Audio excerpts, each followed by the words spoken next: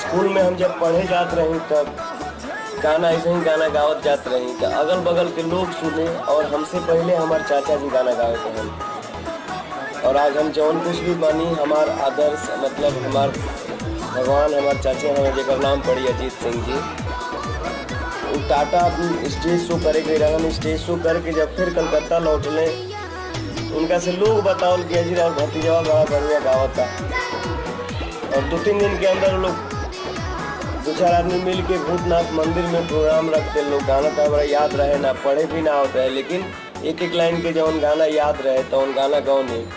चाचा समझ ले कि बबू आप गाना गई है।